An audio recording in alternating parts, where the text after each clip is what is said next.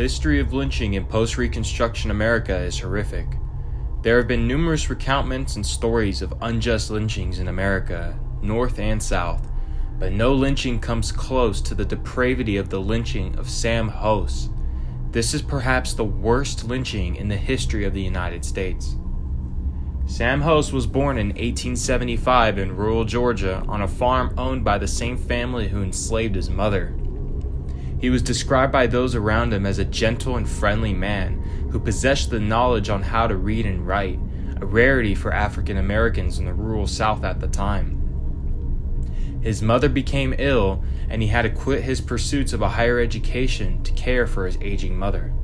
Sometime before 1899, Host changed his name and moved to Coweta County, Georgia. That year was a particularly violent year in the area. In March, 9 black men were lined up and shot dead by an armed vigilante group after being suspected of arson. But those murders pale in comparison to the gruesome murder that Host would have to endure. Host would work on a farm owned by the Cranford family, according to local newspapers. On April 12, 1899, the Cranfords were eating a meal at their home when Host allegedly killed Alfred Cranford with an axe, raped his wife, and threw their infant son to the floor. Host fled the area and went to Marshallville, Georgia, where his mother lived. The owner of the farm and his brother found Host and accompanied him on a train headed to Georgia, where a reward awaited for his arrest. $1,600 was the reward amount. Local newspapers described Host as a monster in human form and detailed what Host allegedly did to the family. At a train stop in Griffin, Georgia, Host was removed from the train at gunpoint by an angry mob.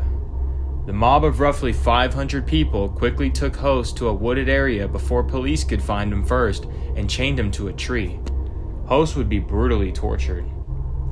The mob stripped him naked and cut his ears, fingers, and genitals off. The crowd each took turns plunging knives into Host's body, all while Host was screaming in pain. The suffering was only beginning. Host's entire face would be flayed off while he was continuously beaten. His face was later doused with kerosene and set on fire. The heat from the fire was so intense, witnesses recalled the veins on his body rupturing and his eyes nearly fell out of their sockets. Host slowly burned to death while the crowd cheered. His last words were reportedly, "Sweet Jesus." After he died, the mob began to dismember him and take body parts to keep as souvenirs. His heart was cut out and given away, and his liver was cut out as well. There was a sign attached to his remains that read, "We must protect our Southern women."